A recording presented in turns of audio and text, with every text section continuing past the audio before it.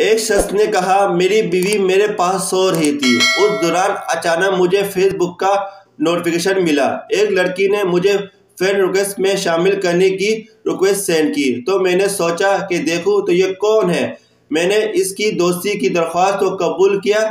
میں نے اسے پیغام بھیجا، کون ہو؟ اس نے جواب دیا، میں وہی ہوں، میں شادی تو کر چکی ہوں لیکن میں آپ کی شاید کمی محسوس کرتی ہوں۔ یہ ماضی کی میری محبوبہ تھی، وہ ایک خوبصورت ترین لڑکی تھی، لیکن میں نے اس چیٹ کو بند کر دیا کیونکہ میری بیوی سو رہی تھی اور میں اس کی نیند میں خلل نہیں ڈالنا چاہ رہا تھا۔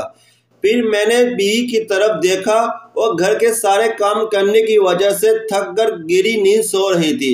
جیسے میں نے اس کی طرف نگاہ ڈالی تو میں نے سوچنا شروع کیا کہ وہ کیسے خود کو اتنی محفوظ محسوس کرتی ہے کہ وہ ایک انجان گھر میں اتنی آرام سے سو سکتی ہے۔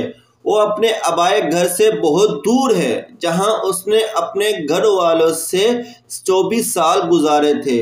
جب وہ ناراض یا غم زدہ ہوتی تھی تو وہاں اس کی والدہ اس کے لیے موجود تھی تاکہ وہ اپنی والدہ گود میں رو سکتی۔ اس کے بہن بھائی لطیفے سناتے جس سے وہ ہنسنے لگی۔ اس کے والد گھر آ کر اس کی پسند کی تمام چیزیں لاتا۔ یہ سارے خیالات میرے ذہن میں آ گئے کہ کیسے اس خاتون نے میرے لیے اتنی قربانی دی ہے۔ لہٰذا میں نے فوراً فون اٹھایا اور بلاک کا آپشن دبا دیا۔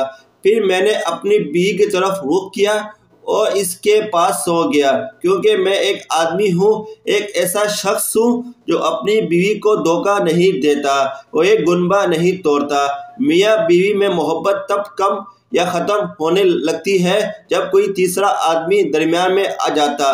دعا ہے کہ اللہ تعالیٰ ہر میاں بیوی میں محبت قائم رکھے، آمین ثم آمین۔ اگر آپ کو ہماری ویڈیو اچھی لگی تو ہمارے چینل سبسکرائب کیجیے گا اور بیل آئیکن پہ کلک کریے گا۔ پھر ملتے ہیں اگلی ویڈیو پر۔ اللہ حافظ۔